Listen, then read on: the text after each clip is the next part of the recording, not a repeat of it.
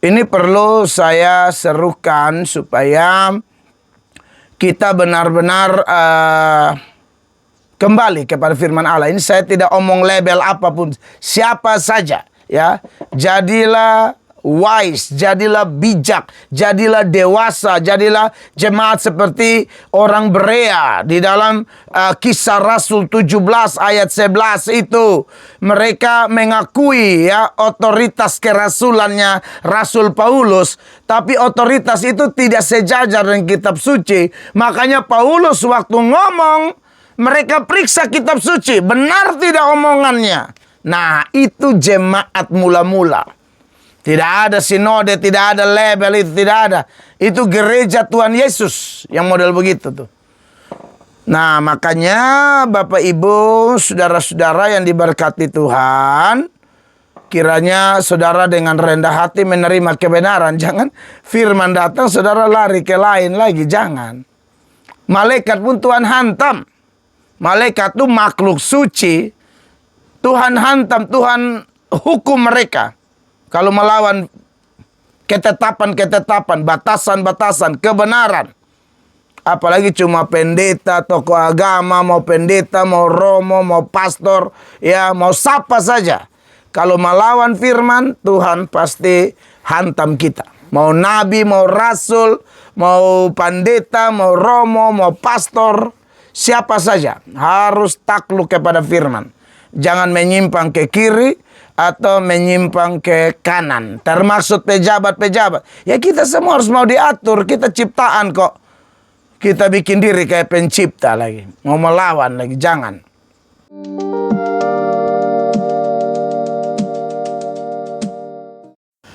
Kita membahas firman Tuhan secara eksposisi ya. Nah, saudara-saudara yang diberkati oleh Tuhan Yesus, pembacaan firman Allah pada hari ini terambil dari 2 Petrus pasal 2 ayatnya yang ke-4 dan ayatnya yang ke-5 ya. 2 Petrus 2 ayat 4 dan ayat 5.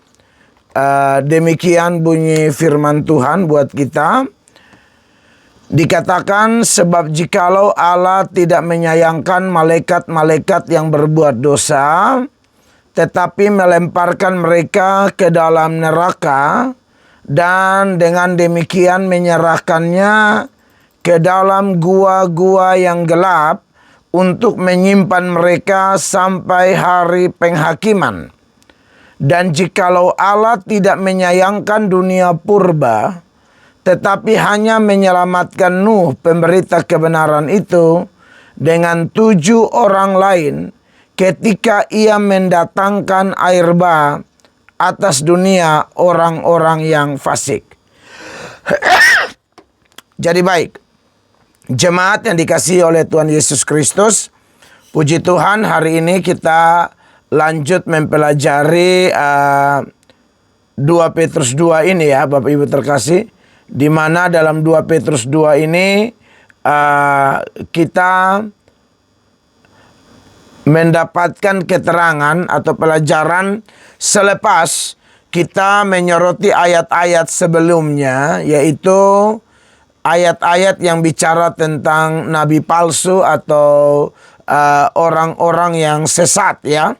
Sesatnya mereka ini sesat dalam 2 hal, yaitu sesat pengajaran dan juga sesat perilaku. Dan minggu lalu saya tidak ada ya. Minggu lalu saya ada di Malaysia ya. Saya ada KKR di Malaysia. Jadi pendeta Angki yang menyampaikan firman. Nah, sebelumnya itu saya membahas ayat-ayat sebelumnya, yaitu ayat 1, 2, dan 3. Hari ini kan ayat 4 dan 5 ya. Di ayat 1, 2, dan 3 di sana, khusus 2 minggu lalu sebelum saya membahas ayat 4 dan ayat 5 hari ini, sebelum kita memasuki pembahasan ini, kita tahu bahwa orang-orang yang sesat ini, ajarannya palsu, perilakunya juga menuturkan atau mempertajam kepalsuan mereka. Karena bagaimanapun perilaku yang palsu itu dihasilkan oleh doktrin yang palsu. Ya. Nah, jadi ini memang harus hati-hati di dalam menerima ajaran-ajaran ya. Kita bersyukur kitab suci kita ini lebih dari cukup. Lebih dari cukup. Jadi kalau apa yang sudah dikanonkan itu artinya bukan melahirkan kitab suci ya. Ini kadang-kadang ada orang yang salah paham ya. Kanon itu hanya pengakuan saja. Mana kitab suci yang beredar ini yang betul-betul adalah firman Allah dan mana yang bukan ya. Salah satunya ialah firman itu tidak mungkin bertentangan. Dia saling mendukung ya. Misalnya kalau ada firman yang secara eksplisit, saya sering ajarkan ini, secara eksplisit mengingatkan kita tentang tidak adanya hubungan orang hidup dan orang mati.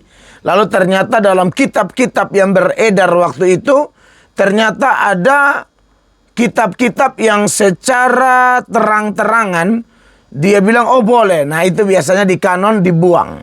Karena tidak mungkin firman Tuhan di dalam Imamat, di dalam Ayub, di dalam Pengkhotbah ya. Misalnya Ayub 7 ayat 9 10, Pengkhotbah 9 ayat 5 dan 6. Itu kan ayat-ayat jelas ya bahwa tidak ada hubungan orang mati dan orang hidup. Orang mati itu tidak mempunyai bagian apapun di bawah matahari. Ya, berarti memang tidak boleh ada komunikasi. Lalu kalau tiba-tiba ada kitab atau ada pandangan, ada ajaran apa saja yang bertentangan dengan itu harus dibuang. Begitu ya. Nah, hanya memang saudara-saudara ini informasi kitab suci yang kita pelajari bahwa yang namanya ajaran sesat, perilaku sesat itu daya tariknya luar biasa. Dan dari dulu sampai sekarang ajaran sesat dan perilaku sesat itu lebih menular, lebih berdampak, dan lebih mayoritas. Nah ini saudara mesti ingat ini ya. Jadi biasanya yang benar itu jumlahnya lebih sedikit. Makanya Yesus bilang ada dua jalan. Jalan lebar, jalan sempit. Lebar menuju kebinasaan, sempit menuju kehidupan. Ya. Makanya ayat ini saudara-saudara di ayat 4 bicara tentang sejarah kejatuhan malaikat-malaikat. Ayat 5 juga menyinggung tentang dunia purba di zaman Nuh. Nah di zaman Nuh orang benarnya berapa banyak? 8 orang. Yang sisanya bejat moral. Yang sisanya tersesat melawan Tuhan secara tajam. Nah, makanya Bapak Ibu, saudara, kalau lihat orang, oh ini kelompok besar, organisasi besar, jangan cepat-cepat bangga. Jadilah umat, jadilah jemaat yang punya apa ya? Punya sikap kritis yang kudus. Saya menyebutnya kritis yang kudus, bukan kritis duniawi ya. Kalau kritis duniawi itu kan dia hanya mau cari berantem, dia hanya mau cari masalah, dia hanya mau cari gegeran, tetapi motivasinya duniawi. Nah ini tidak dibenarkan ya. Ini tidak dibenarkan. Kalau mau gegeran, gegerannya tuh demi kepentingan Injil gitu. Ya. Tuhan Yesus itu contoh terbaik. Dia obrak-abrik bait Allah di saat mayoritas tokoh agama waktu itu memilih diam. Memilih diam karena disinyalir waktu Yesus obrak-abrik bait Allah di awal pelayanannya di Yohanes pasal 2 ayat 13 sampai 17. Lalu di akhir pelayanannya juga yang dicatat di dalam Matius, Markus dan juga Lukas itu disinyalir itu adalah bisnisnya Kayafas. Jadi Kayafas itu imam besar, dia kelihatan punya bisnis di situ, di mana pelataran bait Allah dijadikan tempat jual beli. ya, tempat jual beli, mencari keuntungan pribadi, dan akhirnya Tuhan Yesus obrak-abrik itu luar biasa. Itu keren banget, saudara-saudara. Nah, hari ini saudara-saudara saya perlu ingatkan ya, supaya jemaat jangan bangga. Kalau saya pribadi saya lihat jemaat tambah banyak, oh itu saya khotbah tambah keras. Saya tidak akan kasih lunak itu khotbah, saudara-saudara. Saya baca dulu di dalam ayat 1 sampai ayat 3. Saya tidak gali lagi, hanya baca saja karena ini sudah terbahas. Sehingga jemaat tahu ayat 4 dan ayat 5 ini arahnya kemana. Sebagaimana nabi-nabi palsu dahulu tampil di tengah-tengah umat Allah, demikian pula di antara kamu akan ada guru-guru palsu, ya. Jadi tak terhindarkan ya, justru fenomena ini di antara beberapa fenomena menjelang akhir zaman, ada kebejatan moral, ada penganiayaan, ada juga nabi-nabi palsu. Nah, ini pasti saudara. Dan itu akan semakin meningkat ya. Kalau dulu di Israel nabi-nabi palsu muncul, konteks sekarang, wah itu lebih ngeri lagi, lebih masif ya. Lebih terorganisir. Begitu, penyesat. Makanya memang kita perlu ajar ini kepada umat. Walaupun saya tahu mungkin hanya sedikit yang kita dapat, tidak ada masalah. Tuhan Yesus bilang dia akan tinggalkan 99 di gunung. Dia cari yang satu domba tersesat. Ya. Jadi tidak ada masalah. Kalau saya pribadi kan juga menyadari bahwa hanya Tuhan yang bisa menyelamatkan. Urusan kami yang memberitakan dengan penuh kejujuran, dengan data-data yang jelas. Mereka akan memasukkan pengajaran-pengajaran yang sesat atau pengajaran-pengajaran terkutuk yang membinasakan. Bahkan mereka akan menyangkal penguasa yang telah menebus mereka dengan jalan demikian. Segera mendatangkan kebinasaan atas diri mereka. Jadi orang-orang ini pasti habis. Untuk sekarang mereka mungkin berjaya. Tetapi bagaimanapun kalau tidak bertobat, ya tetap berdiri di atas penyimpangan firman, pasti masuk neraka. Jadi kami melakukan ini bukan benci. Sebenarnya kalau orang sedikit tenang, dia dengar, waduh ini cinta yang luar biasa. Ini kasih yang luar biasa. Karena teguran nyata-nyata lebih baik daripada kasih yang tersembunyi. Ya. Dan teguran nyata-nyata itu bukan teguran asal bunyi. Teguran dengan data firman Tuhan yang sanggup mengubahkan orang. Karena iman timbul dari mendengar firman Allah. Lalu dikatakan banyak orang akan mengikuti cara hidup mereka yang dikuasai hawa nafsu, dan karena mereka jalan kebenaran akan dihujat. Nah itu dia ya. Jadi banyak orang akan mengikuti cara hidup mereka. Jadi akan menyedot simpati orang, menyedot massa yang tidak main-main. Ya di mana-mana ya dosa lebih cepat menular lah, karena manusia ini kan turunan Adam dan Hawa, orang berdosa. Jadi otomatis manusia berdosa itu lebih cepat respon dosa daripada respon kebenaran. Lebih tahu bikin jahat yang melawan firman daripada bikin benar yang menyenangkan Tuhan, yang sesuai firman. Begitu. Ayat 3. Dan karena serakahnya guru-guru palsu itu akan berusaha mencari untung dari kamu dengan cerita-cerita isapan jempol mereka. Ya, jadi guru-guru palsu itu pasti tidak berdasarkan firman ya.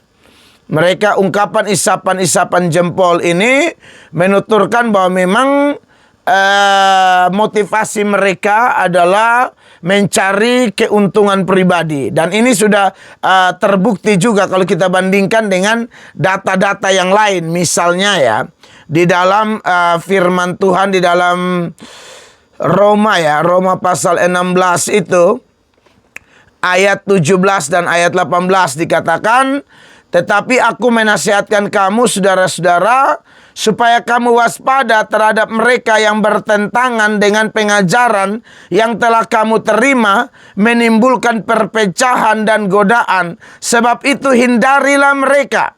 Sebab orang-orang demikian tidak melayani Kristus Tuhan kita, tetapi melayani perut mereka sendiri, dan dengan kata-kata mereka yang muluk-muluk dan bahasa mereka yang manis, mereka menipu orang-orang yang tulus hatinya. Jadi orang-orang begini biasa ngomong yang manis-manis, yang enak-enak, yang tidak berani tegur dosa lah. Ya, mereka tidak berani menyatakan kesesatan. Ya, makanya kalau saudara nonton saya punya debat dengan Romo Cafe itu, saya memang mengasihi Romo Cafe ya. Karena saya lihat Romo Cafe itu banyak kutip ayat, tafsirnya kacau, benar-benar kacau. Out of context. Dan saya ngomong ini, saya langsung ngomong di depan beliau waktu debat. Itu saya mau kasih tahu betapa beliau punya tafsiran itu kacau. Sangat berbahaya. Apalagi kalau yang ikut beliau lagi orang-orang yang tidak pernah baca Alkitab lagi, maka selesailah. Karena banyak orang itu tidak pernah baca Alkitab ya. Duduk-duduk minum mabok, tiba-tiba dengar Romo giring lu sampai bengkok. Nah, waktu diskusi itu saya nyatakan itu kepada Romo, bukan benci Romo. Saya lihat beliau kutip ayat baru cara tafsir begini, wah kacau ini. Kacau banget. Maka dari itu saya waktu itu menyampaikan dengan penuh kasih. Saya tidak ada serang pribadi di situ. Tafsirannya, ya saya kasihan juga, kasihan Romo, kasihan orang-orang yang pikir Romo punya tafsiran benar. Untung puji Tuhan ya, terjadi diskusi itu di mana saya bisa menyatakan ya, contoh saja. Itu Romo berpikir bahwa menginjil itu hanya khusus rasul-rasul. Ya, berdasarkan Matius pasal 28 ayatnya yang ke-16 sampai ayatnya yang ke-20. Ayat 16 dan seterusnya memang rasul, tapi ayat 19 dan 20 tuh perintah itu dikatakan ajarlah mereka yang nanti percaya oleh pemberitaan rasul-rasul setelah dibaptis dalam nama Bapa, Anak dan Roh Kudus, ya Tritunggal yang suci. Lalu kemudian dikatakan mereka disuruh mengajarkan segala sesuatu, ya, mengajarkan segala sesuatu yang kuajarkan. Salah satunya apa? Menginjil. Di situ ketahuan Romo kaget ketika saya bandingkan dengan Kisah 8 ayat 1 dan Kisah 8 ayat 4. Di mana jemaat yang tersebar itu memberitakan Injil. Begitu. Jadi tafsiran-tafsiran sesat seperti ini, tafsiran-tafsiran ngawur seperti ini, ya perlu disampaikan. Nah, tetapi ya itulah. Kalau orang tidak mau rendah hati dan mengakui kesalahan, nanti repot ya. Kami tentu tidak bisa mengubah hati orang. Kami hanya menyatakan saja, mau dengar syukur, tidak dengar ya salah sendiri. Dan kami kenapa ngomong itu? Karena itu jelas di situ ya. Makanya sepanjang diskusi itu saya prihatin sekali ya. Dan tambah lagi Romo juga ya tetap kelihatan mau bertahan. Ada yang saya tanya beliau tidak bisa jawab, tidak mau jawab ya. Karena kalau jawab itu pasti saya punya senjata nuklir semua keluar waktu itu dan pasti lebih tajam lagi.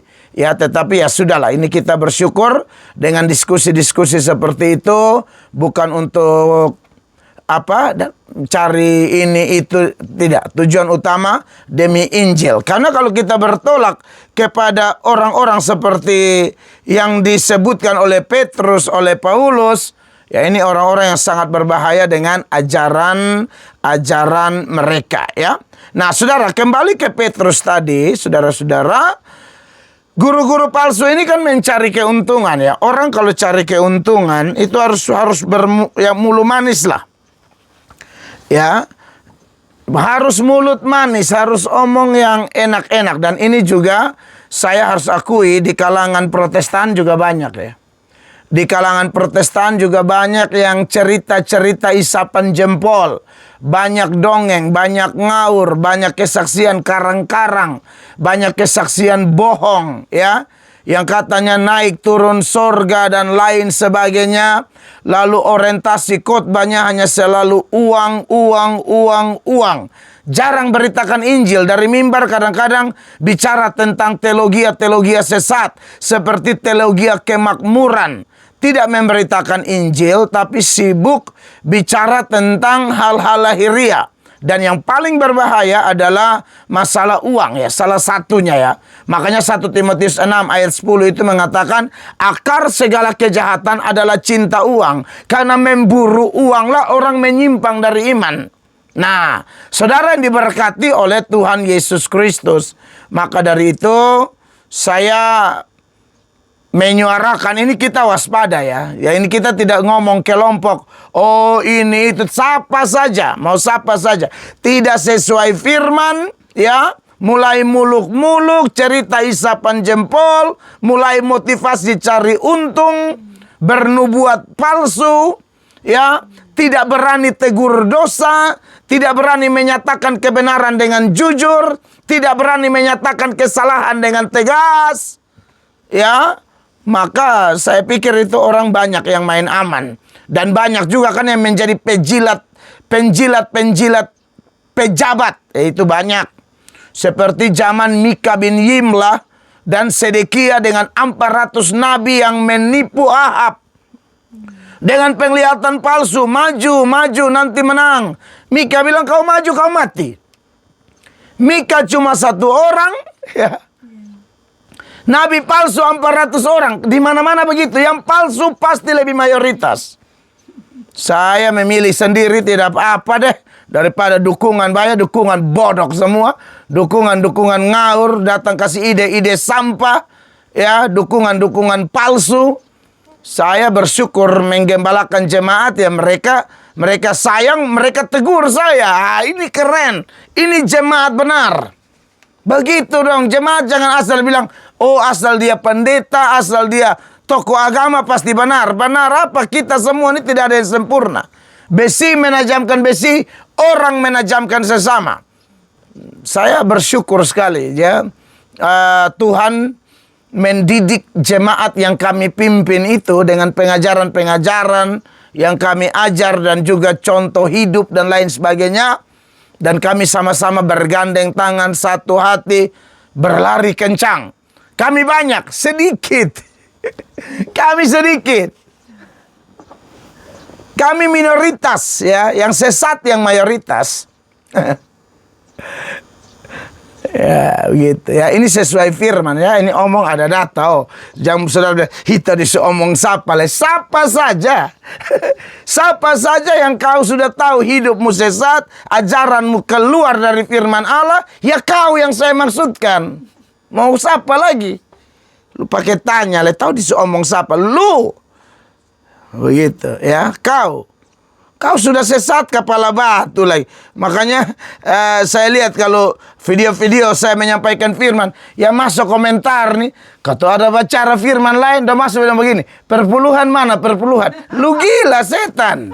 Siapa yang minta lu mama buang? Siapa? Gereja saya tidak pernah khotbah perpuluhan kok. Dia pikir dia pakai standar, mungkin pernah dengar pendeta Protestan tertentu yang ngomong perpuluhan. Dia pikir kita begitu. Lu ada mabok, lu terlalu banyak diajar oleh penyesat bodok, iya kan? Jadi kau pikir kau pintar, kau dan kau guru tuh gobloknya minta ampun. Dipakai setan luar biasa.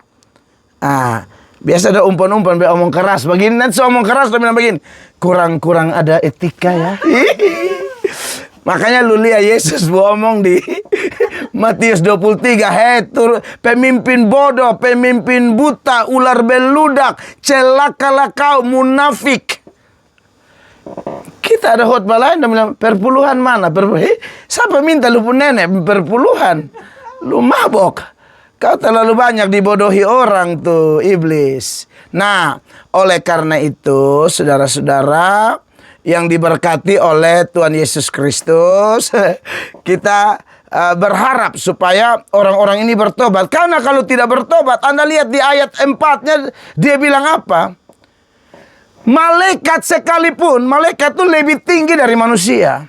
Tuhan tidak peduli, malaikat pun Tuhan hantam kalau menyimpang. Coba Anda lihat ayatnya yang ke 2 Petrus 2 itu ayatnya yang keempat. Sebab jika Allah tidak menyayangkan malaikat-malaikat yang berbuat dosa, malaikat saja dia hantam, kok apalagi bilang hanya tokoh agama ini itu yang manusia pilih. Tuhan angka buang kau di neraka nanti. Ya, tentu penjelasan data ini sangat tajam, ya butuh waktu, tetapi saya kasih garis besar penekanan, ya. Ketika dia bicara tentang hukuman dari nabi-nabi palsu, di mana di ayat 3 dia berkata, dan karena serakannya guru-guru palsu itu akan berusaha mencari untung dari kamu dengan cerita-cerita isapan jempol mereka, tetapi untuk perbuatan mereka itu hukuman telah lama tersedia dan kebinasaan tidak akan tertunda. Tidak akan tertunda ini seperti artinya tidak akan tertidur. Artinya ada sebuah kepastian tentang penghukuman. Lalu dia bandingkan dengan ayat 4. Jangankan kalian penyesat-penyesat yang dipakai iblis, malaikat sekalipun ya yang kemudian menjadi iblis itu tinggi sekali, tapi Tuhan buang mereka. Ya. Maka alasan apa Tuhan tidak membuang Anda? Makanya tokoh-tokoh agama penyesat ini harus dikasih ingat. Kau jangan pikir manusia, kau pimpin manusia banyak lalu kau pikir kau lebih hebat dari malaikat. Malaikat pun kalau sudah tidak sesuai aturan, menyimpang habis. Ya. Dan kalau kita lihat dosa malaikat ini apa? Karena dikatakan, sebab jikalau Allah tidak menyayangkan malaikat-malaikat yang berbuat dosa. Memang kitab suci tidak memberi informasi terlalu banyak. Karena memang Tuhan juga tidak mau kita mengotak-atik informasi tentang kejatuhan malaikat ini yang di Alkitab itu seperti sedikit sekali. Ya Allah mau ya cukup dengan itu saja. Tapi yang sedikit ini punya pengaruh yang penting, menjadi bahan perenungan yang serius bagi kita. Nah, kalau kita lihat paralelnya itu ada di Yudas ya. Yudas 1 ayat 6. Di Yudas 1 ayat 6 itu dikatakan, dan bahwa ia menahan malaikat-malaikat yang tidak taat pada batas-batas kekuasaan mereka. Wow. Jadi ternyata sudah ada batasan kekuasaan, sudah ada aturan main melawan. Nah konteksnya kita kayak nabi-nabi palsu ini. Firman omong lain, dia ajar lain. Dia pelintir firman, dia ajar firman. Lalu dia merasa puas karena banyak orang bodoh yang ikut dia. Oh gitu. Nah ini kan cilaka saudara-saudara. Ya. Jadi buat orang-orang bodoh di luar sana yang sedang ditipu setan, marilah Anda kembalilah ya kepada Tuhan ya. Saya tahu ini seruan agak keras, tapi ya untuk orang-orang seperti ini mau seruan bagaimana lagi? Mau seruan palsu seperti itu, penyesat-penyesat punya seruan. Kita ngomong tentang damai, damai apa? Lu ada iblis besar kok, munafik. Nah, jadi Bapak Ibu terkasih, ini perlu saya serukan supaya kita benar-benar kembali kepada firman Allah. Ini saya tidak omong label apapun, siapa saja ya. Jadilah wise, jadilah bijak, jadilah dewasa, jadilah jemaat seperti orang Berea. Di dalam Kisah Rasul 17 ayat 11 itu mereka mengakui ya otoritas kerasulannya Rasul Paulus, tapi otoritas itu tidak sejajar dengan kitab suci. Makanya Paulus waktu ngomong, mereka periksa kitab suci, benar tidak omongannya. Nah, itu jemaat mula-mula. Tidak ada sinode, tidak ada label, itu tidak ada. Itu gereja Tuhan Yesus yang model begitu tuh.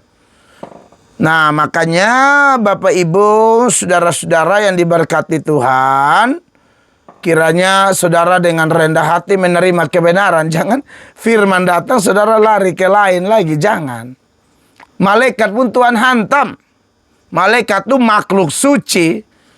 Tuhan hantam, Tuhan hukum mereka. Kalau melawan ketetapan-ketetapan, batasan-batasan, kebenaran. Apalagi cuma pendeta, tokoh agama, mau pendeta, mau romo, mau pastor, ya mau siapa saja. Kalau melawan firman, Tuhan pasti hantam kita. Mau nabi, mau rasul, mau pendeta, mau romo, mau pastor, siapa saja harus takluk kepada firman. Jangan menyimpang ke kiri atau menyimpang ke kanan. Termaksud pejabat-pejabat. Ya kita semua harus mau diatur. Kita ciptaan kok. Kita bikin diri kayak pencipta lagi. Mau melawan lagi. Jangan. Ya. Dan ya kembali lagi seperti saya bilang.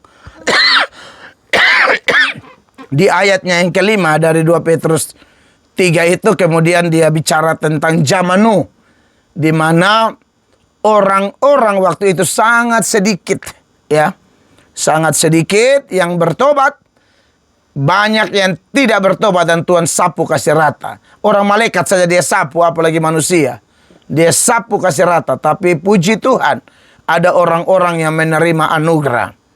Apakah Anda orang-orang yang menerima anugerah pagi ini? Tandanya apa, saudara-saudara? Saudara akan menghormati kebenaran ini, walaupun awalnya tidak enak didengar ya. Kayak, aduh Pak Mel kok ngomong keras sekali. Oh iya, mau bagaimana lagi? Kan saya tidak mau jadi hamba Tuhan palsu. Kalau yang palsu saya tidak akan omong sekeras itu. Begitu. Tapi puji Tuhan, saya yakin kok ada yang bertobat, walaupun tidak banyak. Tidak apa-apa. Satu orang bertobat, surga bersuka cita daripada rame-rame masuk ke gereja, toko agama senang, tahu-tahu masuk neraka semua dengan di pun toko sekali. Nah, ini kan kasihan. Jadi mendingan sedikit deh daripada banyak-banyak tapi sesat, mendingan sedikit tapi bertobat. Kalau bisa banyak ya syukur. Ya, tapi banyak dibanding yang sesat, pasti sesat lebih banyak ya. Makanya di zaman Nuh di ayat 5, 2 Petrus 3 itu hanya 8 orang di situ. Waduh, satu dunia Tuhan sapu kasih rata. Artinya Tuhan tidak peduli dengan mayoritas. Kau mau mayoritas pun, kau menyimpang, kau tunggu saja waktunya. Tuhan sapu kau kasih rata. Begitu ya. Oke, hanya itu sudah ya. Kira-kira ini yang bisa saya sampaikan. Kita akan masuk dalam tanya jawab. Ya, saudara yang mau bertanya silakan ya. Tuhan berkati.